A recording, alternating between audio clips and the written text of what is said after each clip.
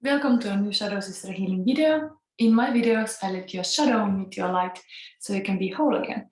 And this is a Saturday night fever reading. Why today, 25th of November, is also because I wanted to keep it on my name day. My second name is Karina. It's like Katarina. So yes, today is Karina Day. So it's a little celebration. But also, it's kind of because this reading is for all star signs, but currently we have a Gemini full moon rising. So it's like a Gemini time and very much lovers theme going on. And my readings are love readings. So I hope today we get into some deep heart space because this card reminds that whether you are Gemini or not, the heart has to be present in everything you do. It's very important. The heart is the king, is the emperor, and nothing can be done well without heart involvement.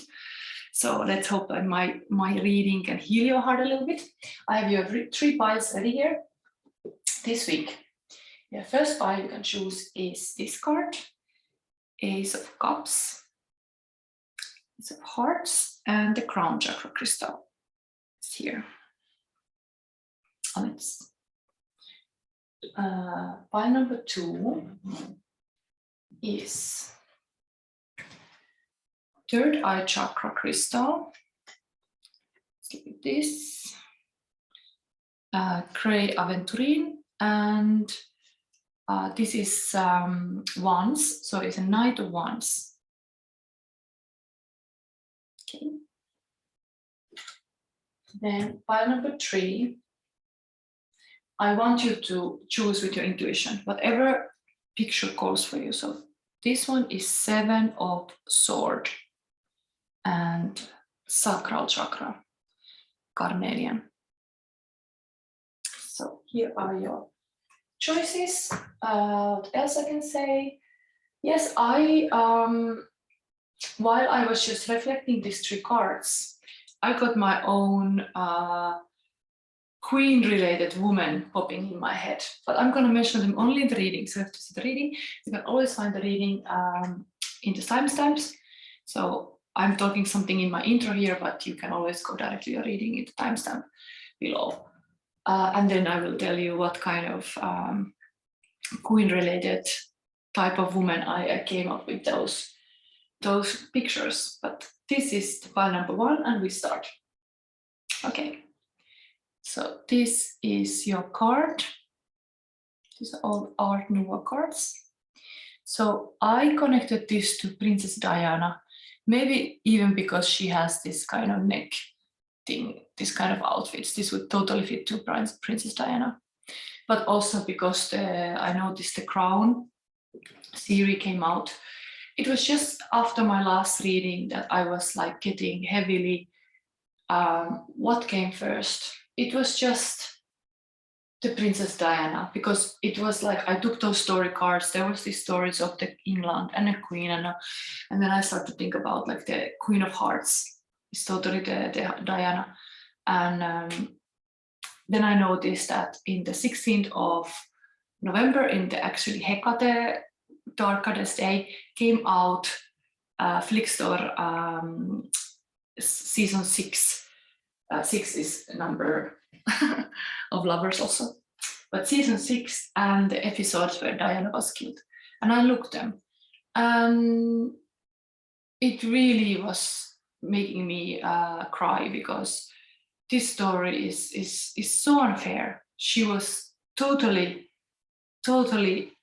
the good woman. And of course, when you divorce, then you get all kind of hats. Like you can start to wear the hat of like a you want to be free woman, you date whatever you want. But it's like kind of like they tried to make her like bad, and she was totally not bad. She just wanted to live on her life after discovering these dark secrets, kind of like a devilish man who keeps the woman in the hidden room. Like, who wouldn't be mad? And this is something that, okay, maybe I don't go too lengthy, but I totally I'm siding with the woman who have go through the narcissistic abuse, because I have been also have that experience. So when you are going through narcissistic abuse, you have this, that the person is gaslighting you, meaning that they are blaming you for the things that they have done. And then even if you find out eventually that they are the guilty one and they have done all the shit. Okay, so sorry, you. I try to not swear. This is triggering me, this subject. But anyway, so if you find out all this bad, and then you react, because that's a healthy way when something go over your boundaries. Of course, you get angry, you get those negative emotions for a reason. It doesn't mean that you are like that's your character. That's the trauma situation. Anybody who go through that level of pain to discover like a mistress and like this adultery and this kind of like a hidden scheme against you, and eventually getting even killed in the car crash. I mean, she had all the right to be afraid of her life, and even afraid of her son's lives, and all this like a mama bear behavior. So if she freaked out like an angry bear in some occasions, maybe, and I could totally imagine like some woman is freaking out because there is a reason for it, and then it's like a kind of like a maidens in there, or like a service stuff in the king's castle. It's like, oh my god, she screamed. It's like I'm very patient and I'm very peaceful person, but when this happened to me, I was so pissed off that I definitely was showing it. I definitely was like shouting angrily and being out of balance and all this thing.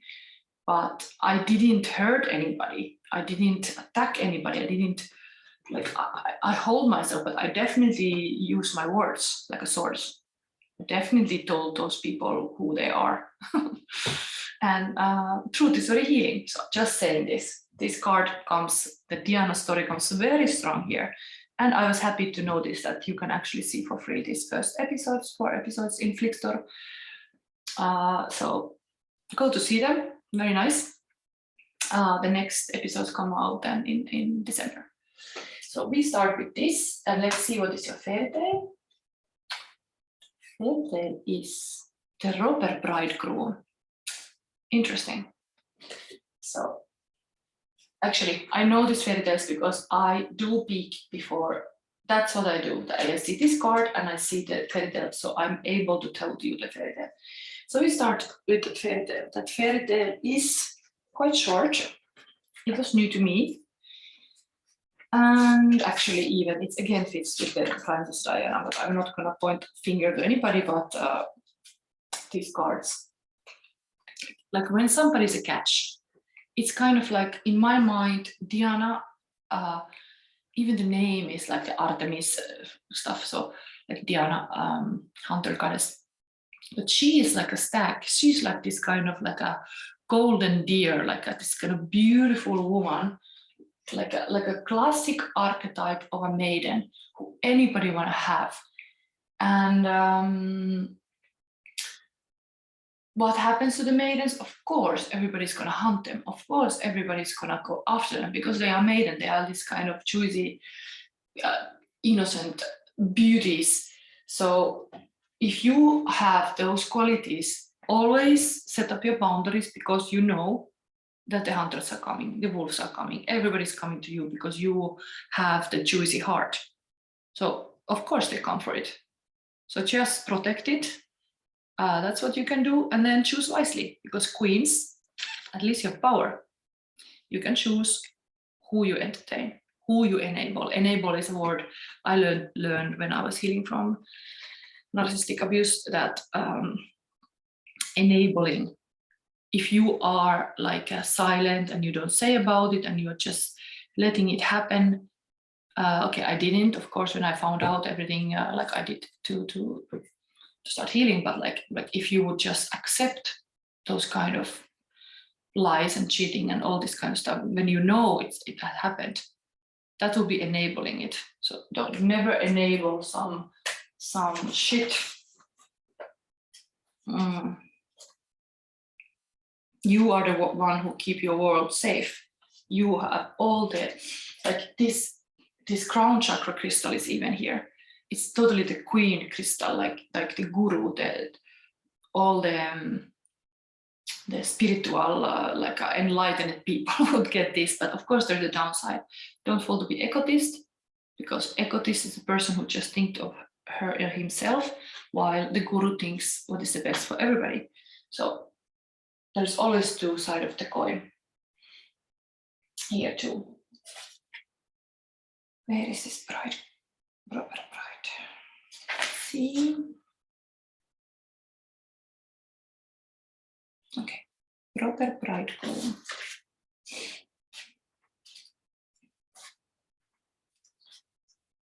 So when I pick my fairy tales, I pick them randomly, holding that crystal that I've chosen.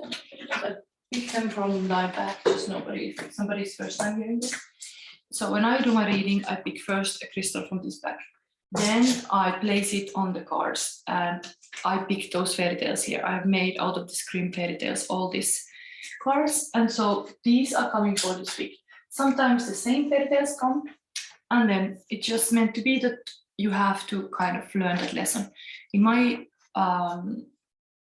healing journey and even how I coach people, I have really noticed how healing fairy tales are.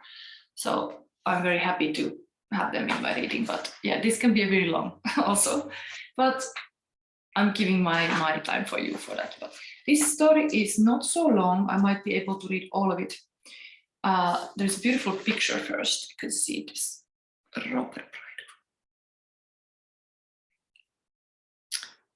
What is written here?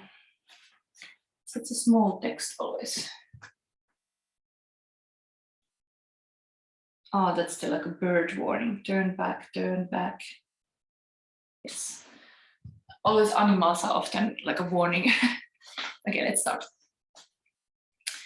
The robber bridegroom.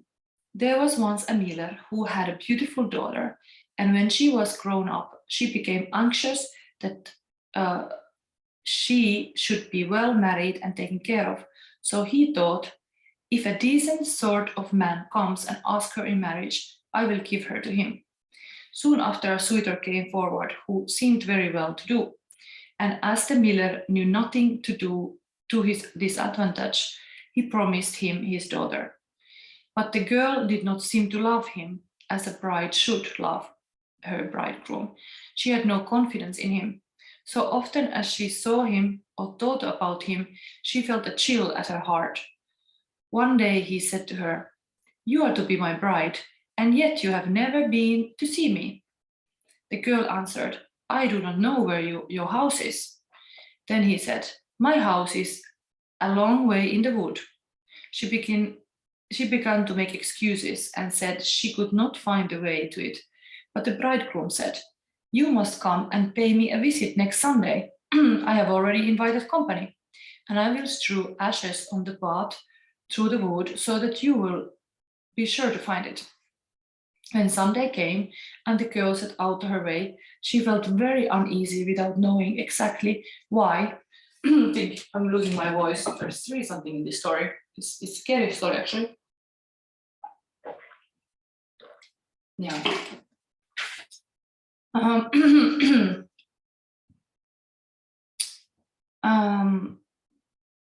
When Sunday came and the girl set out on her way, she felt very uneasy without knowing exactly why, and she filled both pockets full of peas and lentils. There were ashes strewn on the path through the wood, but nonetheless, at each step she cast to the right and left a few peas on the ground. So she went on the whole day until she came to the middle of the wood, where it was the darkest, and there stood a lonely house, not pleasant in her eyes, for it was dismal and unhomelike. She walked in, but there was no one there, and the greatest stillness reigned. Suddenly she heard a voice cry, turn back, thou pretty bride. Within this house thou must not bide, for here do evil things betide." The girl glanced round and perceived that the voice came from a bird who was hanging in a cage by the wall. And again it cried, turn, turn, pretty bride. Within this house thou must not bide, for here do evil things betide. Then the pretty bride went on from one room into another, through the whole house, but it was quite empty, and no soul to be found in it. At last, she reached the cellar, and there sat a very old woman nodding her head.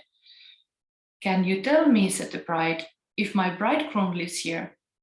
Oh, poor child, answered the old woman, do you know what has happened to you? You are in a place of cutthroats. You thought you were bride and soon to be married, but death will be your spouse. Look here, I have a great kettle of water to set on, and when once they have you in their power, they will cut you in pieces without mercy, cook you and eat you, for they are cannibals. Unless I have pity on you and save you, all is over with you. Then the old woman hid her behind a great cask where she could not be seen. Oh my God, this is like the Grimm stories are sometimes very brutal. So I know other story where the man is very devilish and hiding the dead brides in the cellar, but like here is like this old woman now warning. Anyway, be as still as mouse, said she. Do not move or go away, or else you are lost. At night, when the robbers are asleep, we will escape. I have been waiting a long time for an opportunity. No sooner was it settled than the wicked gang entered the house. They brought another young woman with them, dragging her along, and they were drunk, and would not listen to her cries and groans. They gave her wine to drink, 3 glassfuls, one of white wine, one of red, and one of yellow, and then they cut her in pieces. The poor bride, all the while shaking and trembling, when she saw what a fate the robbers had intended for her. One of them noticed on the little finger of the victim a golden ring, and as he could not draw it off easily, he took an axe and chopped it off. But the finger jumped away and fell behind the cask on the bride's lap. The robber took up a light to look for it, but he could not find it. Then said one of the others, have you looked behind the great cask? But the old woman cried, come on, supper, and leave off looking till tomorrow. The finger cannot run away. Then the robber said the old woman was right, and they left off searching and sat down to eat. And the old woman dropped some sleeping stuff into their wine, so that before long they stretched themselves on the cellar floor, sleeping and snoring. When the bride heard that, she came from behind the cask and had to make her way among the sleepers lying all around, and then she's escaping. And she goes back to her father, and she tells to her father what happened. But then the wedding day still come.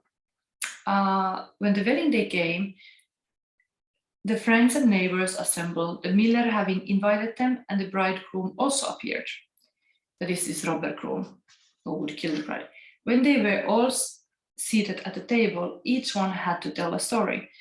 But the bride sat still and said nothing, till at last the bridegroom said to her, now, sweetheart, do you know no story? Tell us something. She answered, I will tell you my dream. I was going alone through a wood, and I came at last to a house in which there was no living soul, but there wall was a bird in a cage who cried. And then she's telling all the story, what was actually happening to her for real. And in the end, she's keeping always telling like, sweetheart, this dream is not ended yet. It goes on. And then they killed her and cut her in pieces. Sweetheart, my dream is not yet ended. And one of the robbers saw a gold ring on the finger of the young woman, and as it was difficult to get off, he took an axe and chopped off the finger, which jumped upwards and then fell up behind the great cask on my lap. And here is the finger with the ring. At these words, she drew it forth and showed it to the company. The robber, who during the story had grown deadly white, sprang up and would have escaped, but the folks held him fast and delivered him up to justice. And he and his whole gang were for the evil deeds condemned and executed. Typical ending to a Grimm story. Anyway, this bride was clever and was not killed and kept her fingers. Anyway, we have here 2 cards that I'm going to show. No, 3 cards I'm going to show immediately, and then we take some free cards. So for you, one oracle card is Karma of Kutuhala. So there is some karma stuff coming. I'm going to read this more at the end. Then we have witches. What is Gypsy Witches Oracle? This is actually usually 6 of Wands is a victory card. Here, number 43 or so. And lightning denotes surprise, disagreeable in accordance to distance. This is almost like in tarot card, it looks like a tower moment. But usually 6 of Wands is actually a victory moment. The person is riding with white horse to the victory. So I would interpret it as a good lightning, is some kind of clarity is coming. And karma. Then we have these karma cards. I took that also for you, these houses. They are different, there's houses and planets, but you got houses and you got patiently what you want, get what you need in the 2nd house. So it's something of the property usually in the 2nd house. Be very like decisive, patiently what you want, get what you need. So that's for you.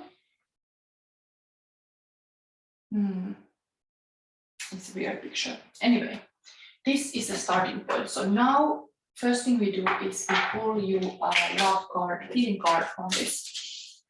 That's feeling cards I've made specifically to love reading. We'll see how your person's feeling about you. And what else is coming?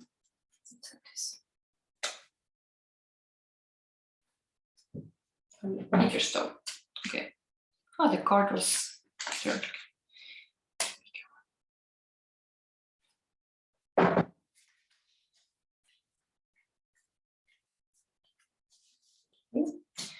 Get these 2 feeling cards first to start.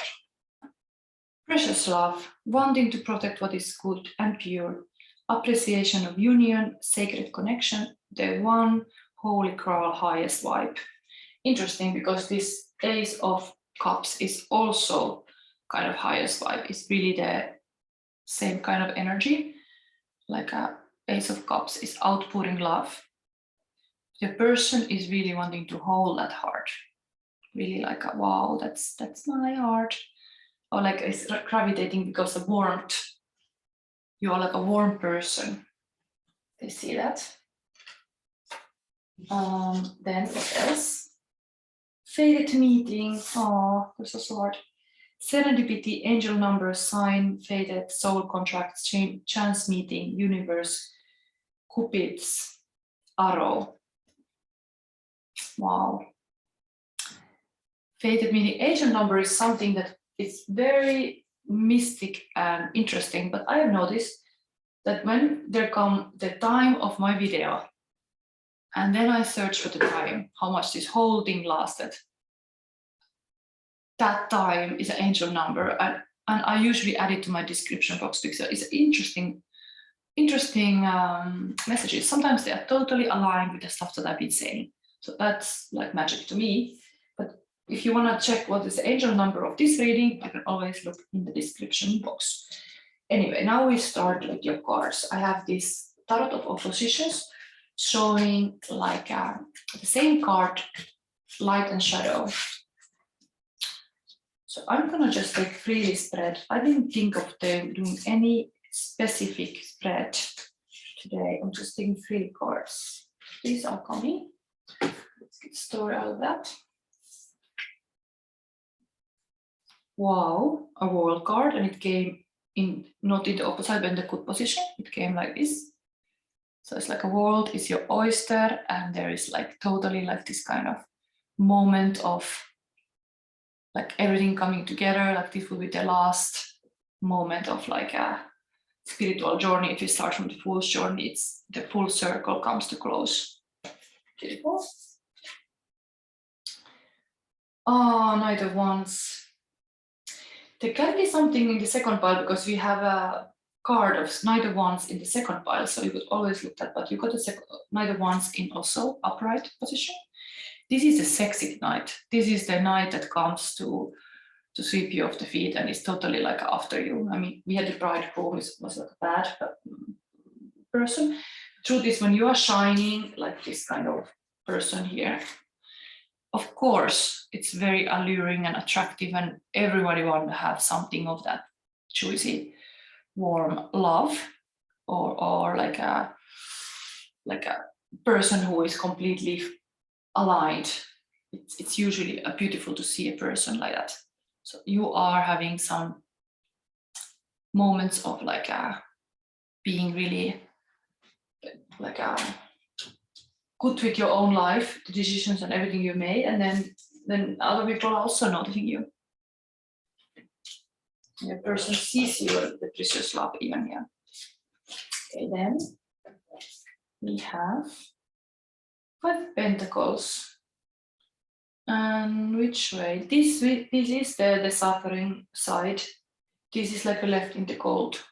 There's something about that, being left in the cold, but there is, as this card is this way, the person cannot see, but there would be lights on the house, and there would be a lot of warmth. For example, the church, usually in the classic tarot there is a church. The couple is in the snow, but like this could be an illusion, a belief that you're alone. You're not necessarily so alone that you think. 5 is always a change. 5 is a moment that something should change. So at least this can tell you that. And then we have Ace of Swords. And that's another ace in your reading. You have already a Ace of Cups, and now you got Ace of Swords. So really, this is often new beginning, but now we have like a 1-1. It's very manifestation numbers. Something new is happening. Something new is beginning. But communication comes very clear, like you have some very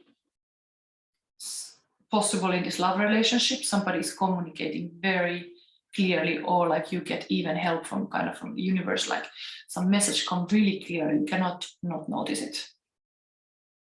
So it's positive, some new beginning, very manifestation energy here. Okay, so we have on the table 1 major arcana, and then these are minors.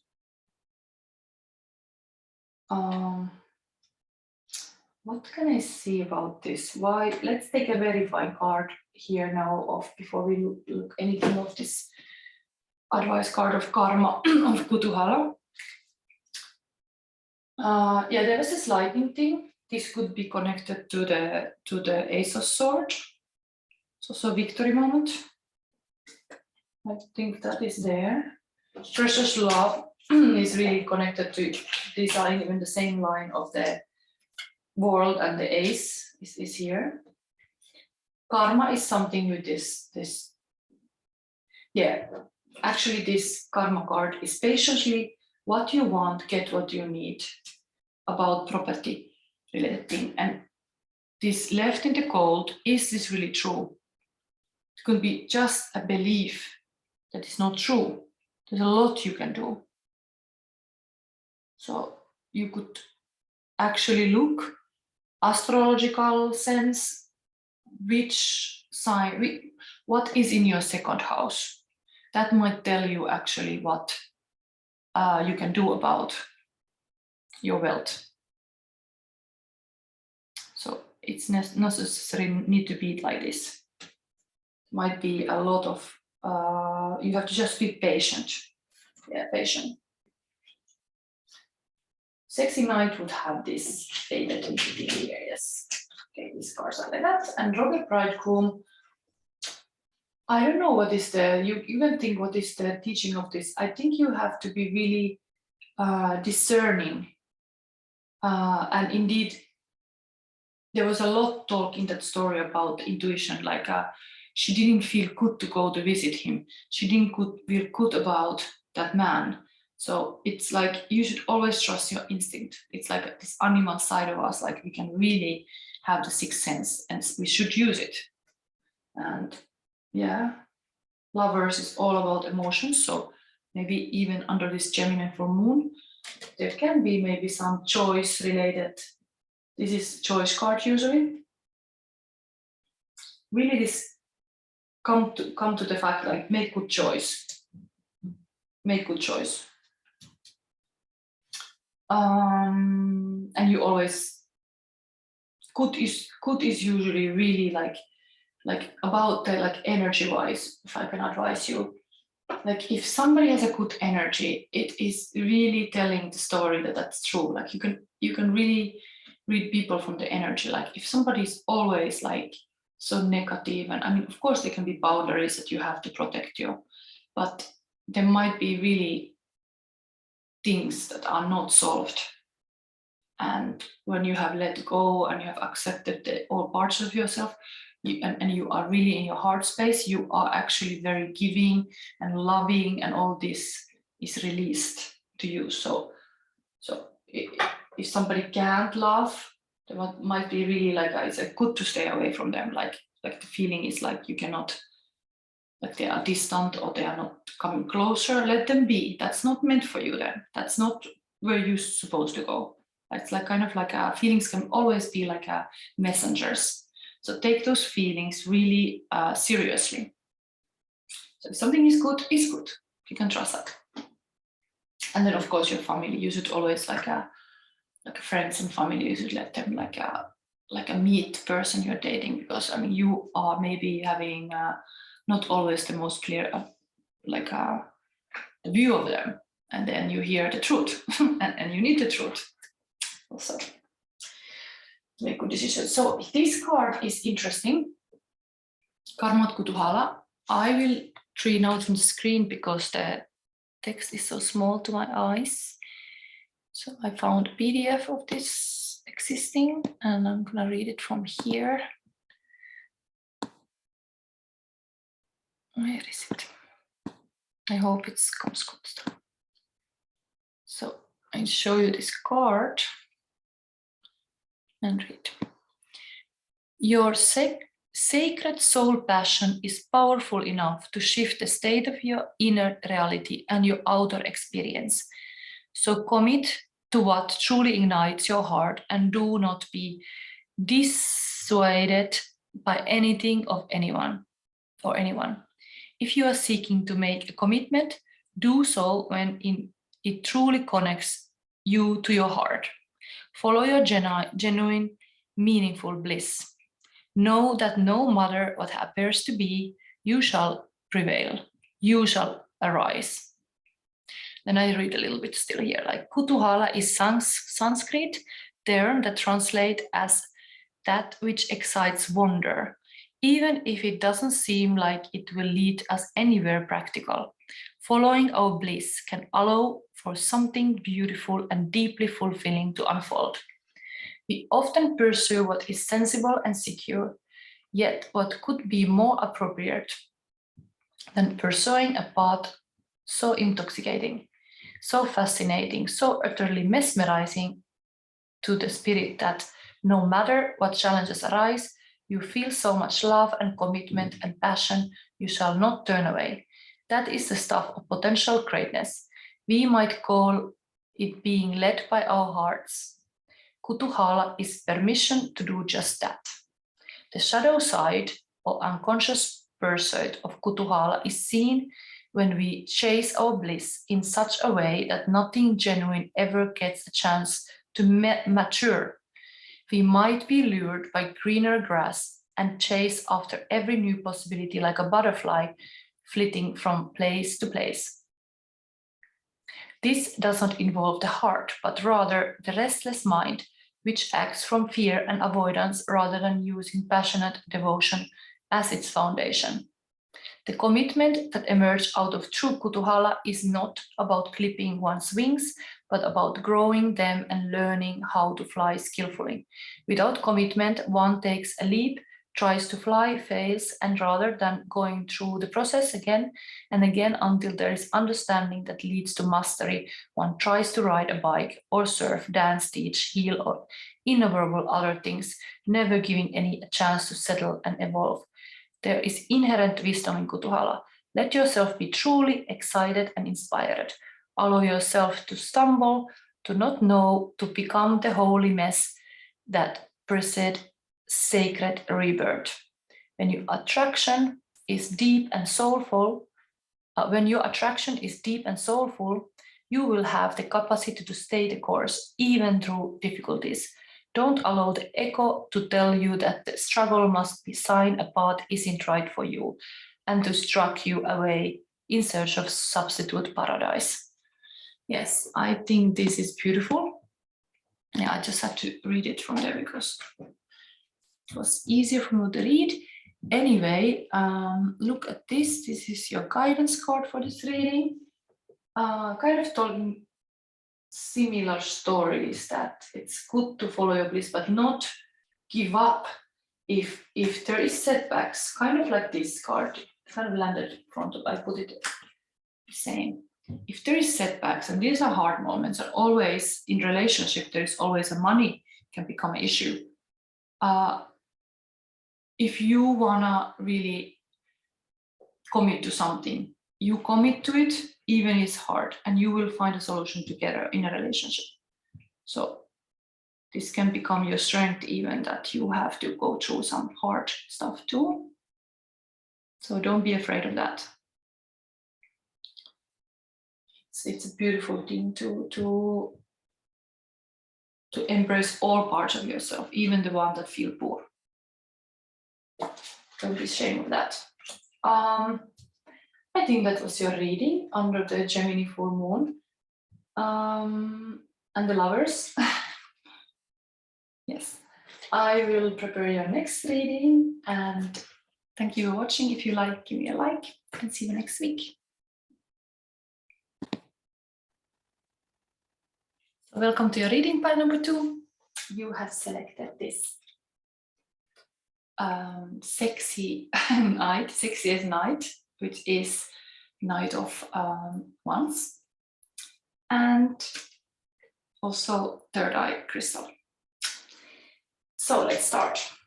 I was promising to tell what kind of famous people I was thinking about when I saw these cards. And my first association was Steel Span. Maybe I'm a little obsessed, but I was looking lately The Crown and The Bed. But I don't know, Steel Span doesn't have a blonde hair, but when I was reflecting on those kind of women, I just think about her. So I don't know if anything comes of her in this reading, but that was the type. So let's see. I don't know if Steel Ones is sexy, sexy night, sexiest night, but it's good for a woman to be active, definitely. The woman of this card would be, of course, Queen of Wands, but this is the before card, Knight of Wands. Active, doer. Your fairy tale is The Wolf and the 7 Little Goats. Okay. This week under the, interestingly, I have an advice card for you, Wolf card. It's a white light card. Interestingly, we have here Wolf also. So, and I know what card it is because I wanted to take these stories to my screen, that I will read them on my screen and not from a book, so I can see the text better. It's a bit dark here. Anyway, let's start with the fairy tale. This one, Wolf and the 7 Little Goats. Maybe this is a fairy tale that many people know, because at least I heard this when I was a child. So the wolf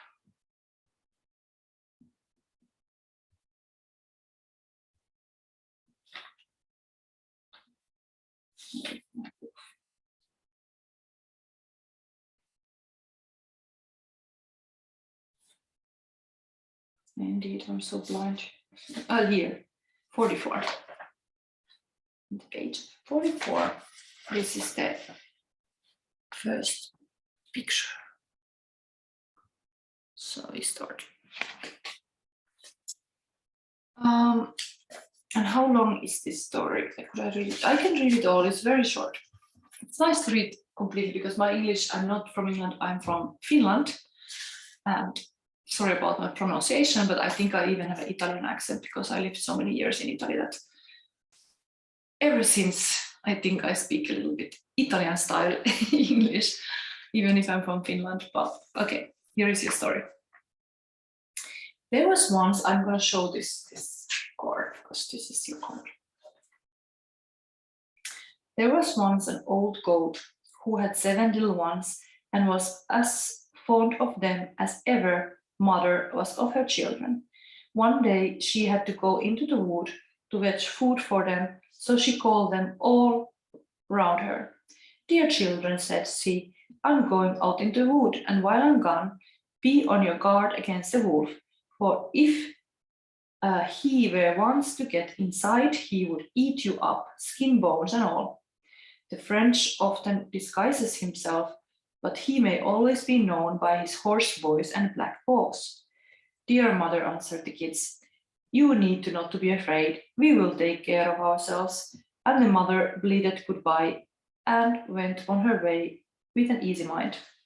It was not long before someone came knocking at the house door and crying out, Open the door, my dear children, your mother is come back and has brought each of you something.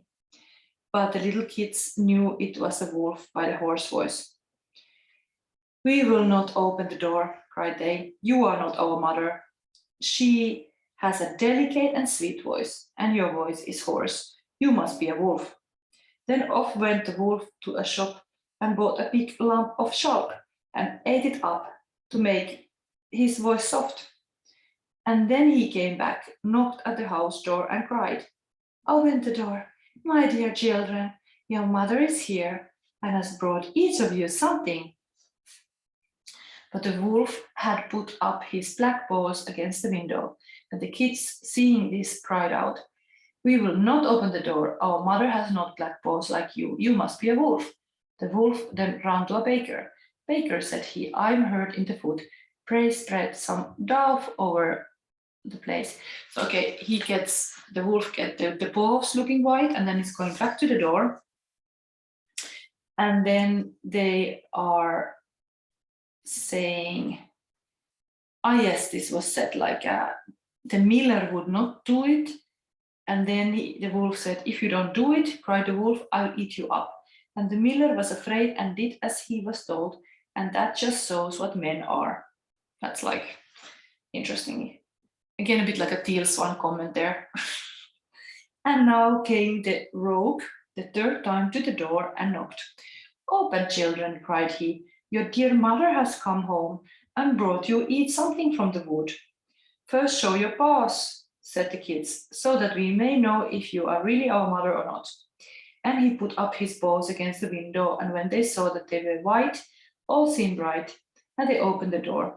And when he was inside, they saw it was a wolf, and they were terrified and tried to hide themselves. One ran under the table.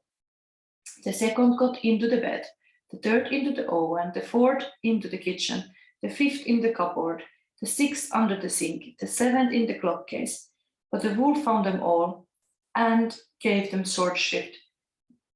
And after the other, he swallowed down all but the youngest, who was hid in the clock case. And so the wolf, having got what he wanted, strolled forth into the green meadows, and laying himself down under a tree, he fell asleep. Not longer after, the mother goat came back from the wood, and oh, what a sight met her eyes! The door was standing wide open, table, chairs, and stools all thrown about, dishes broken, gilt hat, and pillows torn off the bed. She sought her children, they were nowhere to be found. She called to each of them by name, but nobody answered until she came to a name of the youngest. Here I am, mother, a little voice cried, here in the clock case. And so she helped him out and heard how the wolf had come and eaten all the rest. And you may think how she cried for the loss of her children. At last, in a grief, she wandered out of doors, and the youngest kid with her. And when they came into the meadow, there they saw the wolf laying under a tree and snoring so that the branches shook. The mother goat looked at him carefully on all sides, and she noticed how something inside his body was moving and struggling. Dear me, thought she, can it be that my poor children that he devoured for his evening meal are still alive? And she sent the little kid back to the house for a pair of shears and needle and thread. Then she cut off the wolf's body open, and no sooner had she made one snip than out came the head of one of the kids, and then another snip, and then another one, and they got out. And then she put stones instead to the belly of the wolf. And they were happy to join with the mother. And they hopped about. They're very happy. And now let's fed some good hard stones to the mother, and we will fill his body with them as he lies asleep. And so they fetched some in all haste and put them inside him, and the mother sewed him up so quickly again that he was none the wiser. When the wolf at last woke and got up, the stones inside him made him feel very thirsty, and as he was going to the brook to drink, they struck and rattled one against another, and so he cried out, "What is this I feel inside me, knocking hard against my bones? How should such a thing betide me? They were kids, and now they are stones." So he came to the brook and stooped to drink, but the heavy stones weighted him down. So he fell over into the water and was drowned. And when the 7 little kids saw it, they came up running. "The wolf is dead, the wolf is dead," they cried, and taking hands, they danced with their mother all about the place. Okay. Yeah, I have no idea how this is connected to Teal Swan. I only saw the 3 first episodes. But I mean, the documentary was talking about them, like a kind of, how you call it, like a cult. So I don't know if you have a cult. The problem is indeed that all responsibility is kind of like group mentality, like nobody's taking responsibility kind of eventually, and they're pointing the finger then to the leader, like, you take care of us, like a mother or father. You will like we are just following you. We are just saying what you say us to do. The thing is, the true teacher, true leader will make people independent, make them independent to think, not like codependent on them. These people will be healed. These people will be able to work on their own. They don't need that leader anymore. That's a good leader, a good teacher, to kind of like a filter the source, the hard stuff, and then able to guide the person to the right direction. But okay, this mother in this story was able to rescue the goats that got eaten by a wolf. So I mean, she was a wise mother and brave. We have here third eye is always to get connected with your right side of brain, and that's not very logical always. That's like the critical mind is one stops us using this artistic, also creative right side of brain. It comes also out in the meditation and all this kind of like a play and a joyful moments when we are not focused to the outcome. The wisdom here for you would be like, don't focus on the outcome, like commit to something and let the process show you the way. And then your inner knowing comes from the experience, the life experience. So you can really trust that. You don't have to be like always thinking you have to read this and that. You are already knowing a lot. And by doing something, indeed, by going through a process of healing, I mean, she was going through the process of saying the kids, like, you will learn even by you taking action. You have this commitment, and then you are like in it, and you start learning it by doing also. But this kind of intuitive hints come when you're active, not when you're passive. So yeah, the wolf was indeed just filled up and digesting I don't know how I could make sense of this. But the good hero in the story is his mother who is saving the goats. Anyway, interestingly, 7 goats, 7 number is always very magical, and 7 chakras. If you listen to the story like that, it's like the 7th chakra was like kind of safe, was not able to take it. This is the 6th, 6th chakra. Don't let anybody eat up your 6th sense or lose your 6th sense, your intuition that comes from your heart. Okay, so we go forward. So what is your oracle cards here? What did I show to first? The other ones, this one. 5 of Cups. The moon, when near, is a good omen. It predicts fortune when distant, in exposure of your secrets. Okay, we have a Gemini moon this time. 5 of Cups is usually focusing on loss, but this card looks very positive. This is not like a tarot card anyway, but like some moon related. The moon, when near, is a good omen. It predicts fortune. So now your love life might be really in bloom in the Gemini Full Moon. Yes, I forgot to even take you one thing now, starting with other piles. I have to take your feeling cards of your person. So everybody, we have a person, possibly we are in a relationship, or we are dreaming about them, or somebody who we are thinking now, we can think about, you can think about. So this person feels this of you. Let's take another one, this one. So we have surrendering to guidance of the spirit, fated, divine, destiny, soul agreement, on the right path, meant to be. So the person is very like euphoric, surrendering to your guidance, and overwhelmed also, out of comfort zone, too high energy, projecting bad qualities to others, dark night of the soul. So there is a lot of overwhelming feelings, like your person is like overwhelmed, like, oh wow, like maybe they are surrendering, but then they are afraid of kind of this leap of faith, like, oh my God, this is kind of too much. This is like out of my comfort zone. Like this is a lot to digest.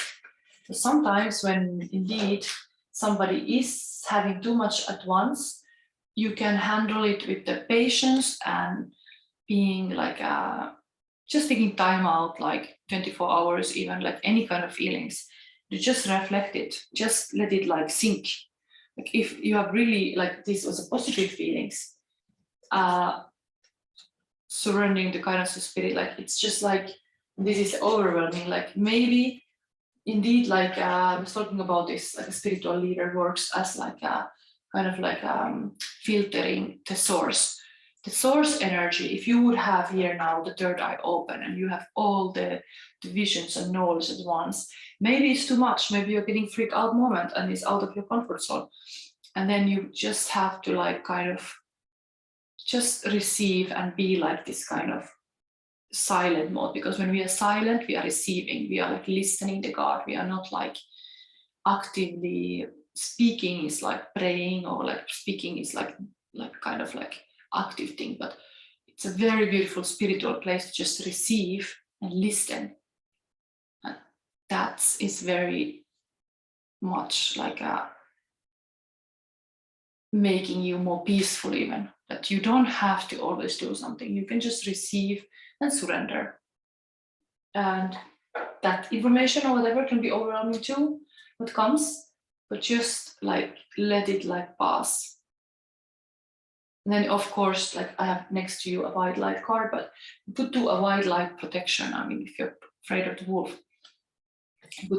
I have a video of that, maybe I can link it here. Like I have a white light protection related exercise that you can just protect yourself with the white light, because that's like kind of like putting this kind of protective shield around you. You can do that. There is some kind of like a meditation practice. You can do that. So anyway, your oracle card is Sovereign Queen Maeve. So that's, I'm gonna read soon.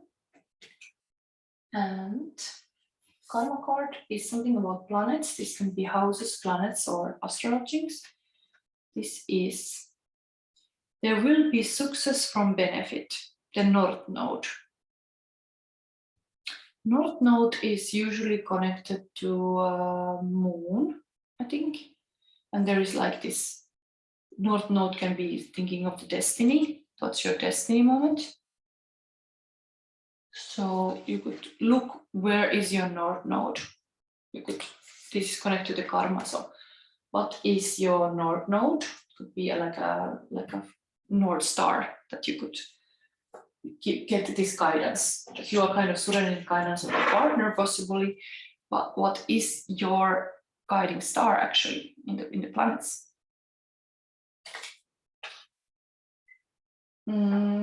Then I have the 3 cards for you now. I'm gonna take a spread. Tarot oppositions, it's like interesting. This can come like cards the upside down or normally. So we have here, I just take freely cards. Take a crystal active. And number 2, coming for you under Gemini Full Moon. It's kind of moon of choice and love and beauty and heart space. What you are having. 5 of Wands. Some kind of fight. Okay. Justice.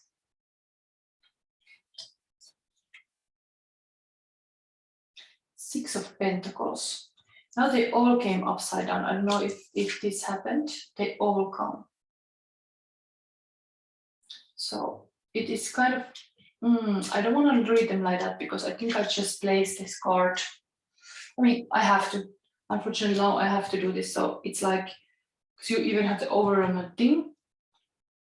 So your card came in the upside down for some reason. Must be a reason. We had this wolf and the 7 little goat story. So maybe there are some hard subjects that you should face, go past them. There's some kind of fight and the justice is following your own path, but in this card, the person is not doing anything, it's kind of passive. It's almost like a freezed in the moment of like this would be the positive. Something is done about stuff and things are happening, but this queen is sitting on the throne and is like kind of like getting a bit like a passive. And also the 5 of Wands is usually changed, but this is like, it's just focusing on the struggle and not that those experiences could learn something. You just turn this to that. So for some reason, there is some wolf appearing in your life or something that we can have indeed this kind of animal reaction. Totally freeze, attack, or escape. And this is almost like you have freezed. You do nothing because you have some difficulties. So at least you know, like you got these cards, the guidance is to turn it like that.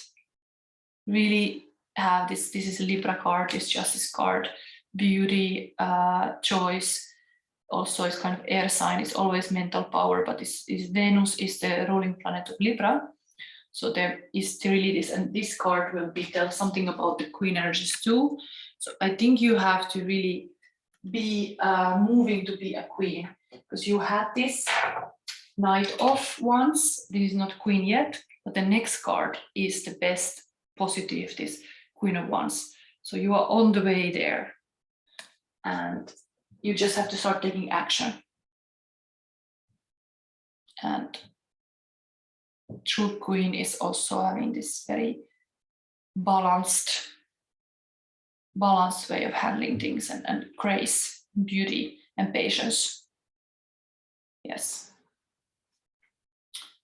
So I wanna talk to him like this, that you can now see that you are somehow on the dark side, but you can turn it to the good one under the Gemini moon. And the teal swan story, maybe there is something about that, like really the queen always have a court. They always have people who help them. So the queen is not alone. So the queen can always like encourage, find the right people, because has like influence and power to solve these things, and not like do nothing and let these arguments go on. Something like that is coming on. So the queen does take action, and the queen has influence to write the right kind of team members to help to make the magic happen. Okay, and then we have another pair of the upside down. It's 6 of Pentacles and 10 of Cups. So 6 of Pentacles.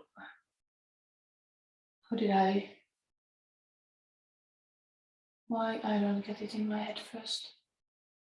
So 6 of Cups, 6 of Pentacles is, yeah, it's a giving energy. And 10 of Cups. So it's almost like this passivity is like, it can be, you can have this 10 of Cups, and beautiful, like a giving, heart open, indeed, heart open. And here the heart is closed, nothing is being given, and then the cups get broken. So something about this commitment comes here. If you commit to something, just keep watering those plants, and like keep, just like I've heard this saying, and I really like if there's not this kind of grass is greener on the other side. Grass is greener where you water it, where you put your heart, the grass is greener there. So you should not underestimate the power of your heart. It's kind of like the garden, when it's not taken care of, it's full of weeds and this kind of pests and all kind of thing that destroy it. But when it's really taken care of, it's blooming, it's beautiful, it's everybody is enjoying there. So somebody has to be the good gardener here in the relationship too. Your person is surrendering to your guidance. So you have to rise to be like a queen, like the Justice card, to show the way. Yeah. Yeah, you have to just trust that you can do it. And commitment is a big thing of, there is this saying also, like, I wish I would remember where I already hear this, but there are these people who have done many books and all, but there's this saying like, don't be just interested, no, are you interested or are you committed? So if you're committed, the things really happen. If you're interested, you are just like kind of doing something and then moving to the next, and nothing really can takes really anywhere, because you don't give it the full chance. So if you think like even this 10 of Cups is marriage, if you think this is overwhelming, like, oh my God, I will marry or something, marriage is part of, it's kind of the celebration of already a relationship that is beautiful, that is worth of celebrating and being grateful of all you have already. And overwhelming would be this whole thinking about like years of marriage ahead. But if you focus on that moment, like what you have now, that's, you build everything from that and forward. And then it's not like all this ideas like, oh my, this can go wrong and this can go wrong. Don't think about that. Just surrender of that moment and to a person, and also trust that you can do it. Okay. Next, we will read this guidance card. So, Sovereign Queen Mauve, and indeed, you need some queen advice here. I'm gonna read from the screen. So let me see if you can see it here. Where I have it? Peek that this card is showing. Oh my god, I was emotional. My mascara went. Oh my god. Real life. Yes, okay. So, Sovereign Queen Mauve, value what is sacred to you by protecting it from interference, even that which may be well intentioned. Be compassionate, but set firm boundaries. You are going to triumph over a negative situation. It will take courage, but you have more than enough inner strength, resourcefulness, and boldness to accomplish what you wish to attain. Do not give up. You have the ability to connect with higher worlds, so open your heart and mind to the light. At the portal between everyday reality and the rapture of unchecked aliveness stands Sovereign Queen Mauve. She is an Iniatrix, taking us beyond the constraints of polite moralism and into the bliss, sacred passion, grit, and astuteness needed to cultivate and protect the light. Goddess, warrior, queen of the fae, and fearless guardian and protector of territory, Mauve is wild and determined. She stimulates confidence, encouraging one not to shy away, but rather to assertively engage with life and claim your true place in the world. She encourages us to refuse to allow our sacred territory to be intruded upon by unworthy rulers, whether they be critical voices in our own mind or ego-driven interlopers. Mauve is instinct to engage when challenged, to call on recruits and use all of the inner wisdom and talent at your disposal so you can assert the light and refuse to be put down or denied your rightful place. Really coming to this, like you should be like this. So this is very much like advice, like not to be like this, passive, but like this. And okay, just turning around that too. So here you see, that's your advice. Interesting, this was just a split thread. Looks like it was meant for you somehow. Anyway, under this Gemini moon, you should be very fortunate. The moon, when near, is a good omen. It predicts fortune. Then you could remember your North Node. That gives kind of guidance also to know where you have to go. So this was your reading by number 2, and I'm going to prepare the next reading. So if you like, give me a like, and yeah, see you next week again. Welcome to reading pile number 3. So this is the last pile. Here is your crystal you have chosen, sacral chakra, and this is your card, 7 of Swords. I love this. I know the meaning of this is a little bit negative because this can be deceit and betrayal, 7 of Swords, but I promise to tell what associations I got of all these girls. And actually I got immediately for the other piles the thing what I got, and here I was hours passed, and then I got suddenly like a light bulb that I remember that it's my name day today, Karina. And then I remember like Katerina the Great. She was not the most like a just person. She was kind of getting her husband killed, and she was originally German, and she got married this Russian, and became the queen of Russia, like a child, how do you call it, empress of Russia or something. But Katerina the Great, who knows? if this story come out somehow here. But I like this. I like this. And my second name is Karina, and today is my name day. Anyway, let's see what fairy tale is here. The golden bird. And I think I'm gonna read it immediately, but maybe before that, I will immediately pull feeling cards of your person, because this eventually is a love reading. So you wanna know how your person is feeling. And this golden bird is a very long story, so you can reflect this while you listen. This and this.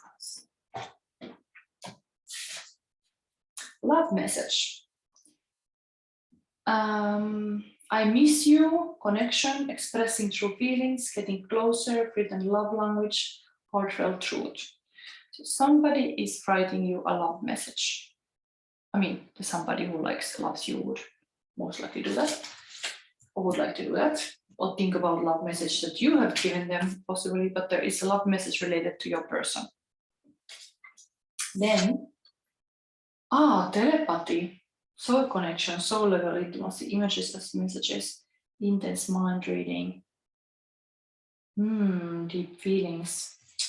Wow, we have a telepathy card here. Cool. It tells me the story that you have not been yet expressing your love fully. So indeed, some love messages have to be said, because the things are so mental. But this sacral chakra is the Emperor and Empress, sexuality also, and creativity. But then if you would fall to be a martyr, that would be the bad archetype. And it would come because you would be a people pleaser, you would put everybody else's need first and not your own, and then you would not honor yourself. So you become a martyr. But if you do honor yourself, you understand the pleasure in life, and that your feelings need to be honored. Like if you feel some way, you need to acknowledge them as a messages, and then possibly even contact your partner, because that's part of it, how your needs are met. Anyway, let's go on, and I read you the golden bird. It's a very strong story, long story.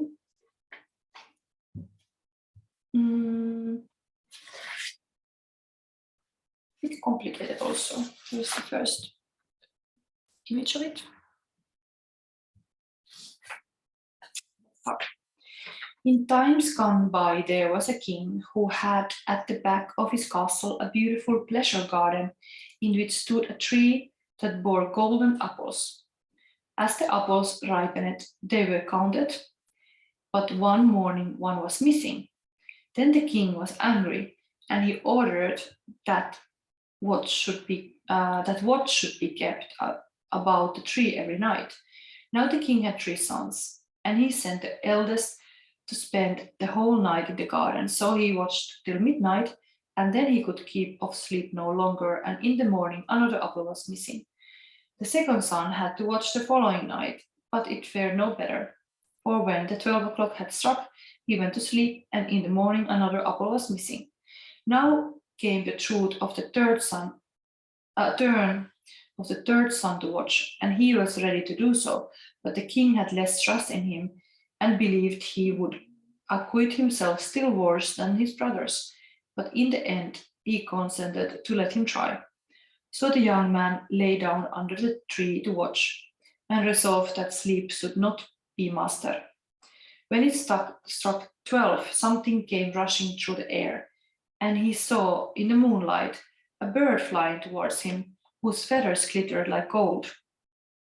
The bird perched upon the tree and had already pecked off an apple when the young man let fly an arrow at it.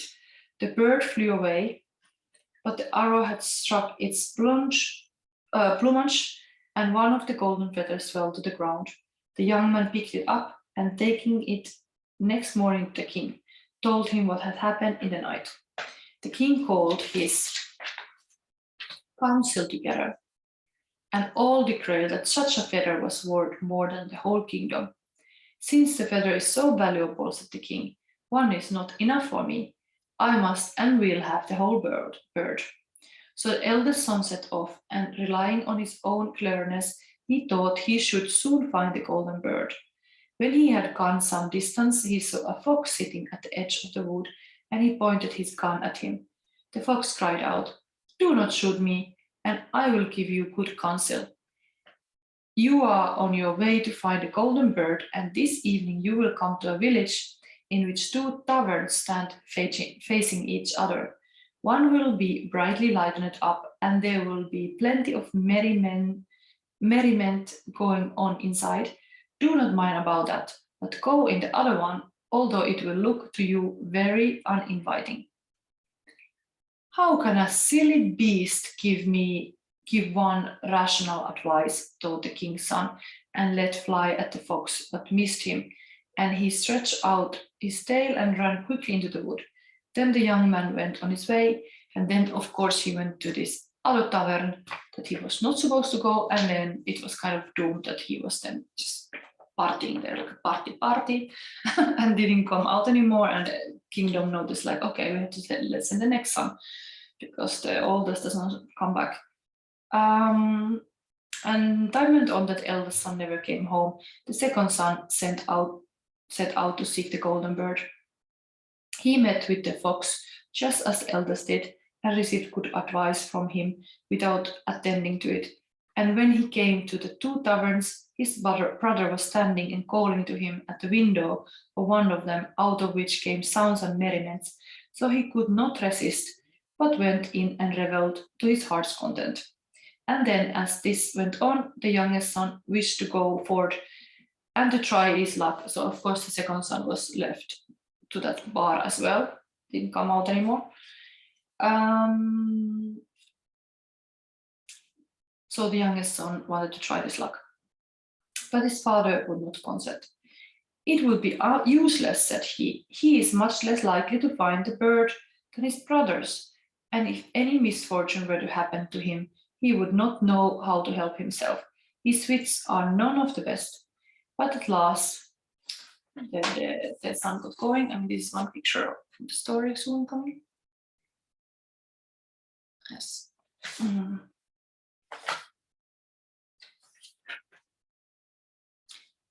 So the fox was sitting on the side of the road again, and begged him to spare his life, and gave him good counsel.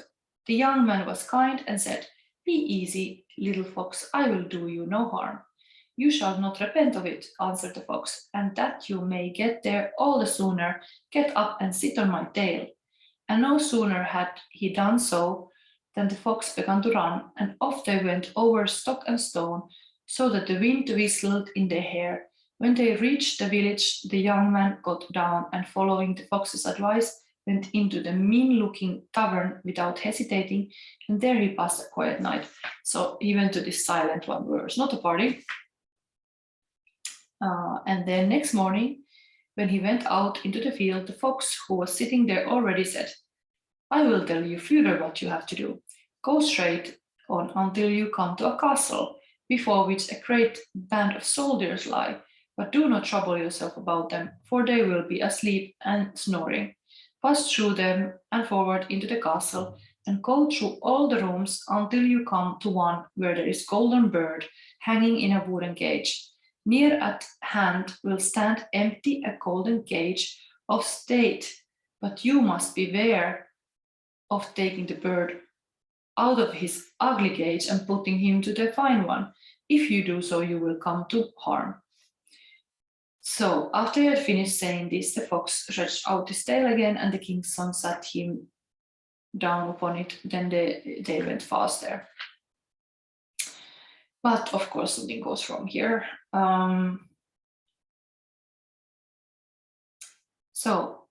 when the king's son reached the castle, he found everything as the fox had said, and he at last entered the room where the golden bird was hanging in a wooden cage, while a golden one was standing by. The 3 golden apples too were in the room. Then, thinking it foolish to let the beautiful bird stay in that mean and ugly cage, he opened the door of it, took hold of it, and put it in the golden one. In the same moment, the bird uttered a piercing cry, "Ah!" The soldier awakened, rushed in, seized the king's son, and put him in a prison. The next morning he was brought before a judge, and as he confessed everything, condemned to death.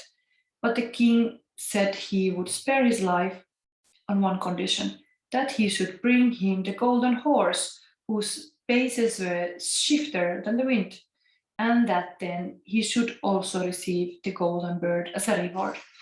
So this is a very long story because now he's gonna take off to find the golden horse. So the king's son set off to find the golden horse, but he sighed and was very sad, for how should it be accomplished? And then he saw his old friend, the fox, sitting by the roadside. Now you see, said the fox, all this has happened because you would not listen to me.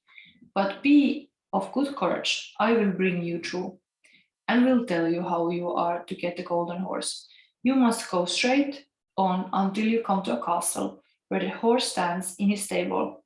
Before the stable door, the grooms will be living, but they will be asleep and snoring, and you can go and quietly lead out the horse. But one thing you must mind, take care to put upon him the plain saddle of wood and leather, and not the golden one, which will hang close by. Otherwise, it will go badly with you. Then the fox stretched out his tail and brought him faster there. And again he got thinking, such a beautiful animal would be disgraced were I not put him the good saddle, which becomes him so well.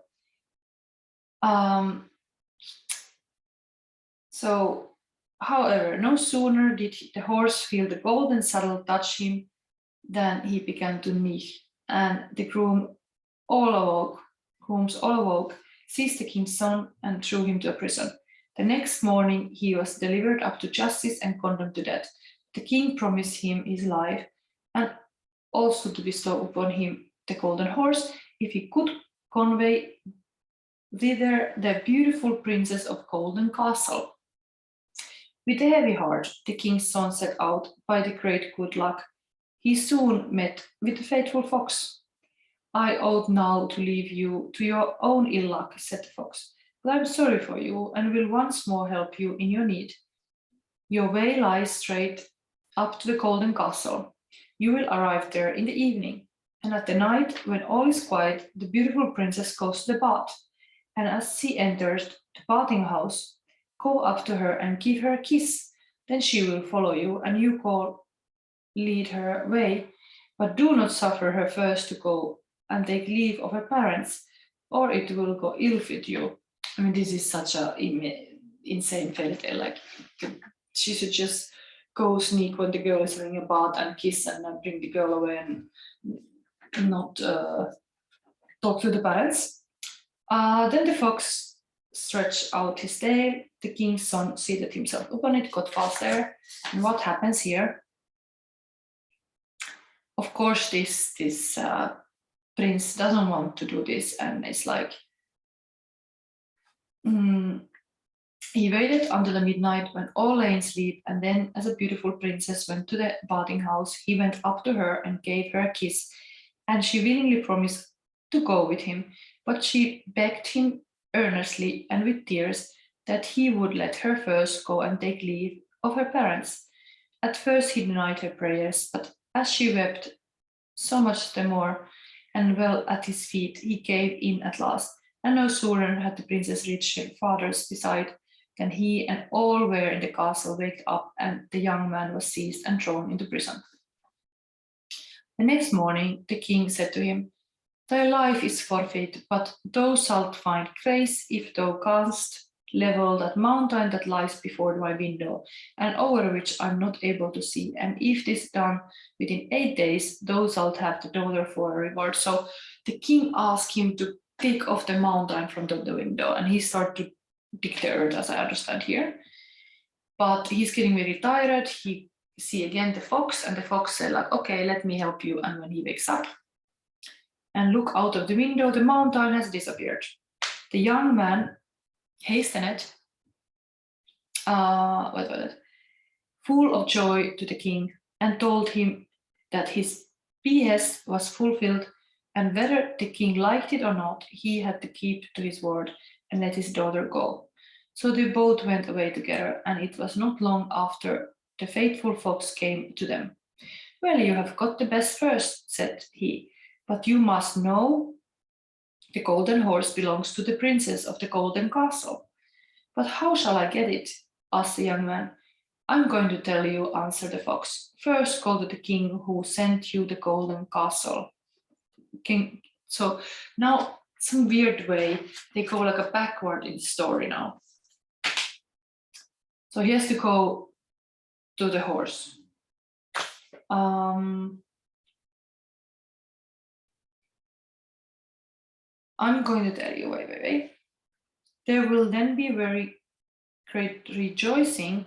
He will willingly give you the golden horse, and they will lead him to you. Then mount him without delay, and stretch out your hand to each of them to take leave, and last of all to the princess. And when you have her by hand, swing her up and the horse behind you, and off you go. Nobody will be able to overtake you, for the horse goes swifter than the wind. So then this was happily done. And then they had to still go to get the bird. Plan was successfully carried out. And when the young man returned with the treasure, the fox said, now, what you give me by a reward? Ah, yeah, he got the bird too.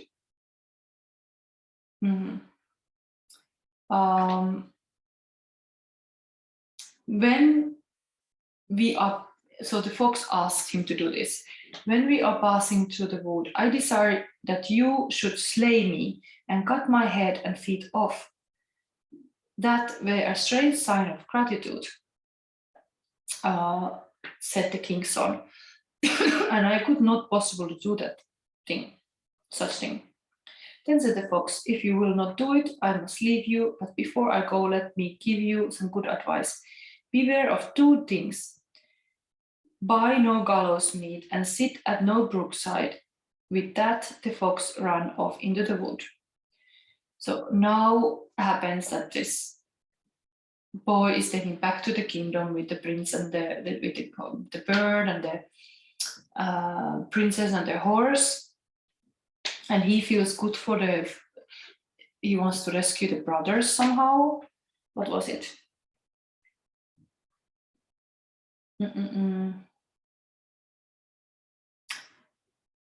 So he rode on with the beautiful princess, and they waylaid them through the village where the two brothers had stayed. There they heard great outcry and noise, and when he asked what it was all about, they told him that two people were going to be hanged. And then he drew near. He saw that it was his two brothers, who had done all sorts of evil tricks and had wasted all their goods. He asked if there were no means of setting them free. Oh yes, if you will buy them off, answered the people. But why should you spend your money in redeeming such worthless men? But he persisted in doing so, and when they were let go, they all went on their journey together. After a while, they came to the wood. Ah, yes, so he rescued the brother, and then the brothers are actually betraying him and stealing his bride and the horse and the bird and taking off. And then they go to the father.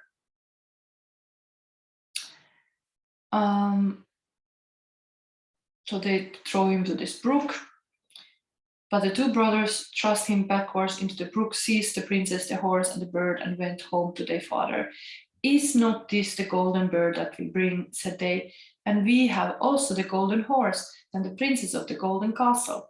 Then there was great rejoicing in the royal castle, but the horse did not feed, the bird did not chirp, and the princess sat still and wept. The youngest brother, however, had not perished. The brook was, by good fortune, dry, and he fell on soft moss without receiving any hurt, but he could not get up again. But in his need, the faithful fox was not lacking. He came up running and reproaching him for having forgotten his advice. But I cannot forsake you all the time, said he. I will help you back again into the daylight. So he told the young man to grasp his tail and hold on to it fast, and so he drew him up again. Still, you are not quite out of all danger, said the fox. Your brothers, not being certain of your death, have surrounded the wood with sentinels who are to put you to death if you let yourself be seen. A poor beggar man was sitting by the path, and the young man changed clothes with him, and went clad in that wise into the king's courtyard. Nobody knew him, and this is a bit like a Robin Hood story actually. Nobody knew him, but the bird began to chirp, and the horse began to feed, and the beautiful princess ceased weeping. What does this mean? Said the king, astonished. The princess answered, I cannot tell, except that I was sad and now I'm joyful. It is to me as if my rightful bridegroom had returned. Then she told him all that happened, although the two brothers had threatened to put her to death if she let out anything.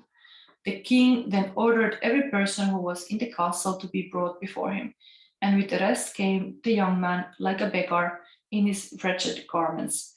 But the princess knew him and greeted him well, falling on his neck and kissing him.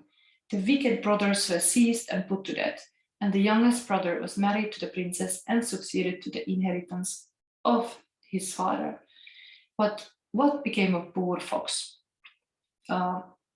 Long afterwards, the king's son was going through the wood, and the fox met him and said, Now you have everything that you can wish for, but my misfortune never came to an end, and it lies in your power to free me from them. And once more he prayed the king's son earnestly to slay him and cut off his head and feet. So at last he consented, and no sooner was it done than the fox was changed into a man and was no other than the brother of the beautiful princess, and thus he was set free from a spell that had bound him for a long, long time. And now, indeed, there lacked nothing to their happiness as long as they lived. So this was a very long story. Yes, actually, if you're still here, put a sign of a fox or a wolf in a comment, because I'm really grateful for everybody who is able to listen to me this much, because this was a long piece of story and my English is not the best. But kind of beautiful story of like a person getting blessings. Clearly this deceit card showed up here too. The brothers were not to be trusted, even though when he was abandoned, he wanted to help the brothers, but still they were not grateful. So they already showed kind of their true colors in the first round, when they were like sleeping off and not doing the work to find the bird. I mean, who stole the apples, and then they go to party. So there's a little sign on the way that, like, if somebody is deceitful, there is like a definitely track showing multiple times these people were like that. So of course, if you have done something bad, and there's always like a way to heal things. If you're lazy, don't be lazy anymore. If you are impatient, be more patient. There's always this kind of opposition thing that you could like kind of find virtue.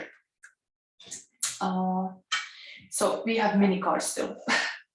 We have advice card I'm gonna read soon. Anapausis. This is coming. And we have witches, gypsy witches advice. Six of Sword. Interestingly, it's kind of similar. Like both are sword. Six of Sword, also number 29. The mouse denotes loss by theft. Nearby, it denotes recovery after great difficulty, but distant the loss will be irretrievable. So, I mean, this card is now close to this defeat. Maybe you have to be careful of who you trust. That's like coming here. Just be critical of even of your own others. Like just have healthy criticism about things. What is your karma card? Your planets. Inspire others with, be prepared to sacrifice, for yielding is the only way to. So it's Neptune energy, like sacrificing your you for others. So being a good person.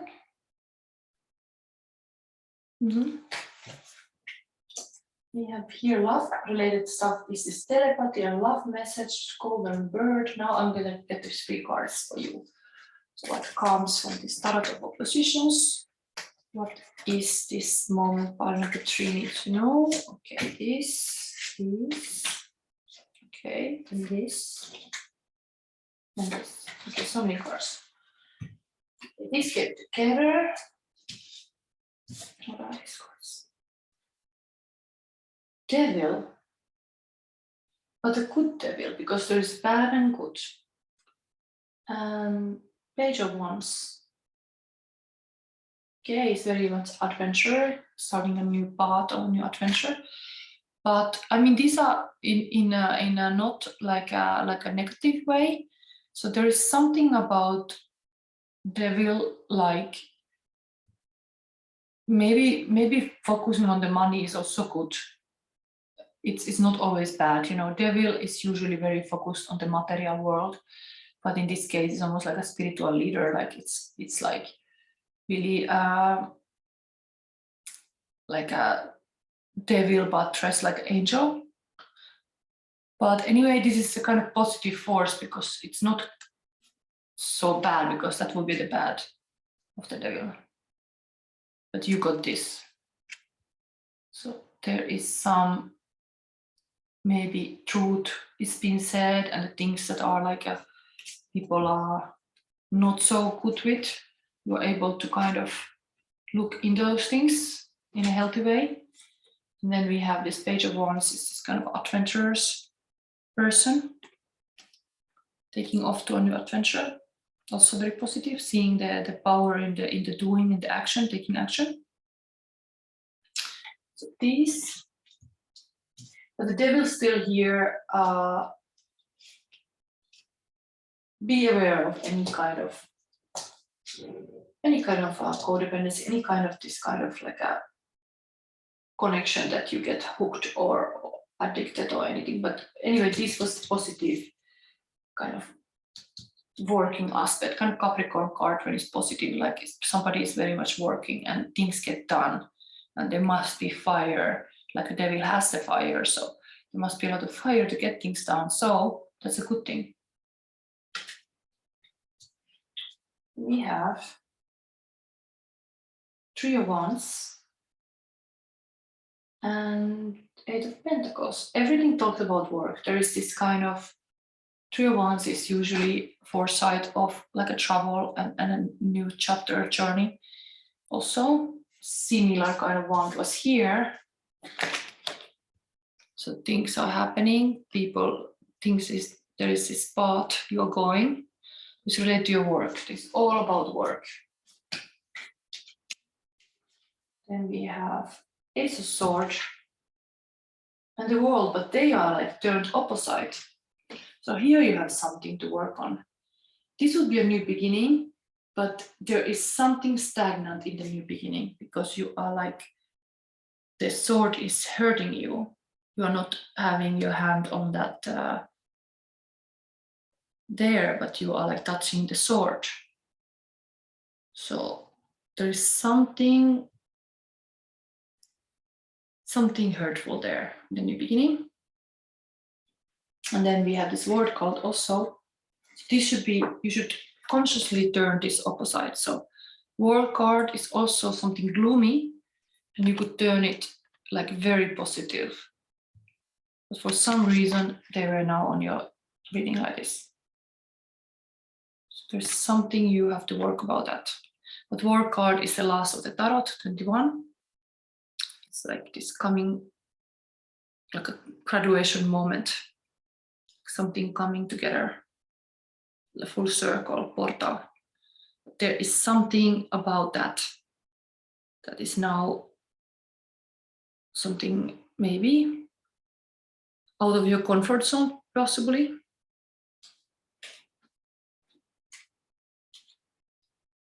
Okay, I need to give you advice to this. We have the advice card.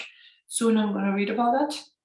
But I think I did some extra, just some classic tarot cards to verify this Gemini moon energy now for you.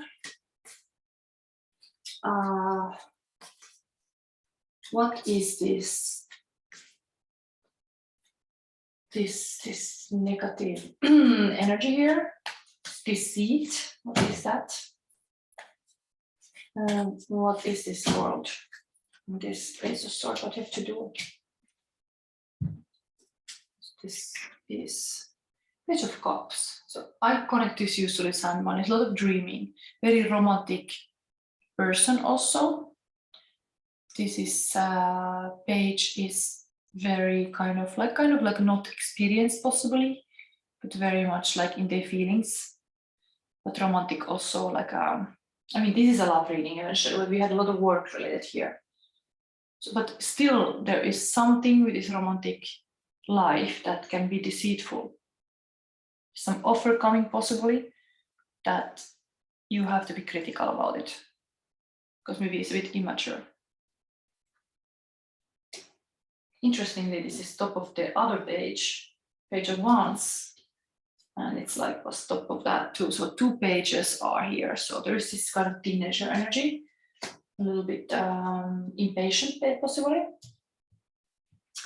World upside down is about King of Pentacles. So there is a money issues, like this what you want to be and you're working on to be this King of Pentacles, but there is something in the world that it's not going your way possibly, but it can go. This is the goal, but maybe I'll soon what to do. But this is the heart of the matter, is the money. And the sword that you are hurting is Judgment. Okay. Major Arcana card, Life Path.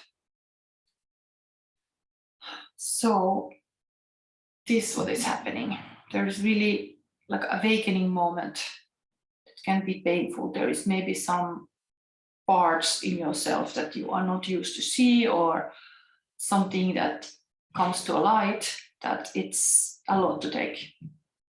But kind of Judgment is a very positive card. It's just before the World card. So, anyway, there's the angel, as there is in this Devil thing too. 2 angels in the table.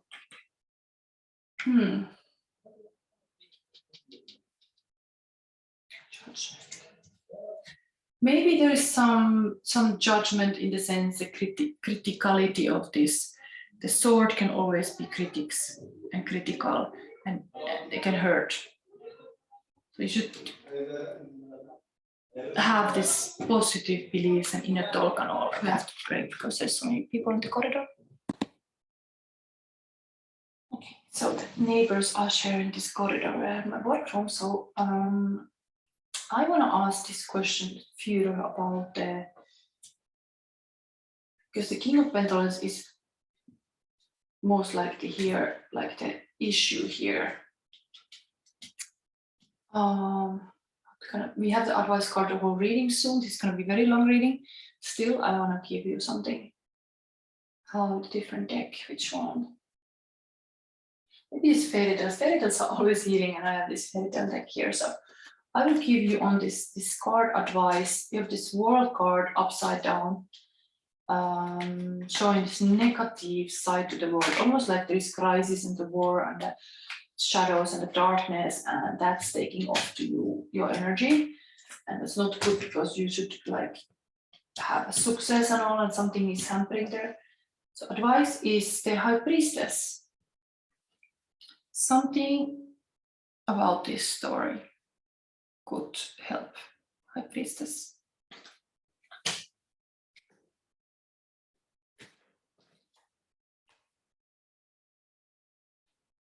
And Woman with the Book. It's a Turkish story. ShadowSisterHealing, Turkey, Arabic folktale. The High Priestess is a keeper of vast knowledge. With the story of every situation, Scheherazade asks her listeners to focus on what their subconscious tells them, encouraging them to form their own conclusions. Her power is vast yet subtle. Her answers always mysterious. Wisdom, intuition, dreams, mentoring, and enigma. So somehow this is the way to go. Maybe books, educate yourself more, or like mystic information. And the judgment, let's have another. I'm going to do such a long reading, but like this kind of more fairy tale like. No, I'm going to give you the Witch's Grimoire because I love these cards. I want to know, is this Ace of Swords can be such a powerful truth.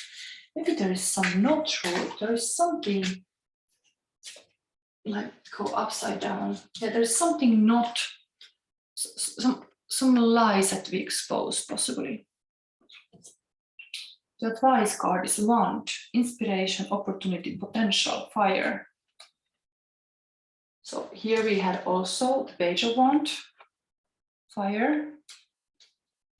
The stagnancy should not be. Fire is also such, what is the energy of the angel is water, fire is, okay, devil, what is the fire? Angel, fire. What's that? Remember sometimes I said like water is angel, fire is wand, energy, and passion. Passion and purpose. That's how to handle this with the passion.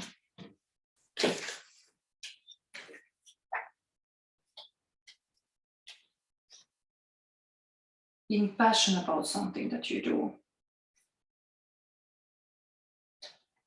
It's not a torch, it's a wand. It's also wand is often like a magic wand. Anyway, this is to that possible Ace of Sword that was not working. So this is, the wand is a magical tool often used to direct and amplify energies. When it appears in a reading, it heralds the start of a new project or idea. Inspiration should move to the fore. Now is a good time to stoke the fire and begin planting the seeds of something you may have previously been putting off. Okay. Just openly communicate about those things that you're passionate about. We have still the advice card, and I'm going to read it on the screen because it's here. Where is this? These words.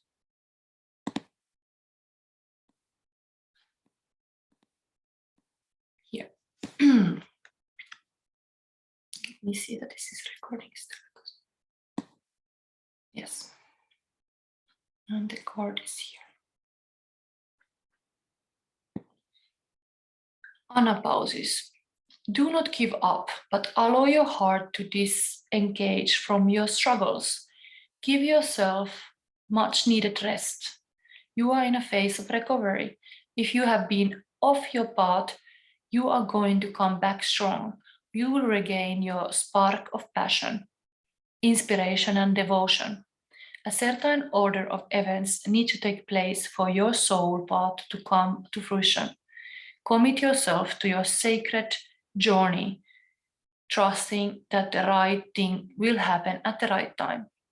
The Latin word anapausis refers to the cessation of work so one can regain strength, renew vitality, and heighten creative productivity.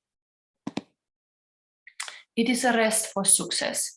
The Oracle of Anapausis advises physical, emotional, and psychological rest to reset yourself. That might mean switching off without fear or guilt. It is likely to mean giving up worries of the constant reply of anxiety-ridden speculations. Find some spacious and pleasure within and around yourself so you may experience healing and renewal. If you have been considering working with a healer, this is confirmation to pursue such a path. The Oracle also recommends finding spiritual rest even if you are still working hard. Spiritual rest happens when we take sanctuary in the sacred. We keep up trying, to become something or other, and instead tend fully to the task at hand, completely engaged in the moment. When we do so, we are trusting that the universe knows what it's doing and that we are part of a greater unfolding plan. In modern culture, we can aspire to become someone visible, someone influential, someone powerful, someone important. Yet, no matter how much worldly or even spiritual power a person may appear to have, the idea that one person is more important than other belongs to the realm of ego. Spirit loves and respects all beings equally. What our world needs are more people who are spiritually connected to their hearts. As you become such a being, others will seek you out. You don't need to set yourself up as being anything at all. You can enjoy the relief of giving up any obsession with appearance or external validation. Instead, dive deep into the nourishing inner realm of your own soul with trust in all that is and all that shall be. Free from distracting and disempowering pursuits, you may connect, rest, and restore yourself with a real sense of spiritual beauty, value, and presence. In the space of restful immersion, you realize you are enough. Beautiful text here. I don't know how I was looking reading this, but rest is needed. Maybe there is a lot of hassle here, and having this peaceful book by the fire, really being in the comfortable in your own sacred space, it's all that you need. Nice. Remember your passion projects. And with your person, because it was very work-oriented reading, just maybe there is this kind of like things are not yet very developed because there is really this immature page, but it's very nice to have a romance in your life and this love messages and all this kind of, so embrace all that is good. Ever don't become a martyr. Don't fall into this martyr archetype. But enjoy the pleasures of life too, and that you can be the real king and a queen and yeah, protect your sacred energy field. That sometimes means saying no and just resting. Okay, I think I'll end your reading here. I was very generous with cards. So this was a long reading. If you liked, give me a like. And next week, I think I come again on Friday. Now I just had my Karina name day, so I thought like, yeah, it's nice to have my own name day reading. I have no idea how this story connects to the Katarina the Great. You can tell me in the comments. Maybe you are even knowing a lot more about history than I do. But I know that she was very active and influential person, so there's a lot that maybe you can learn lessons from. How did she manage as a German in a Russian kingdom? I don't know. Anyway, I'm always interested to learn. So if you know something about Katarina the Great, you can always write here. But anyway, I thank that you were seeing my reading and see you next week. Bye.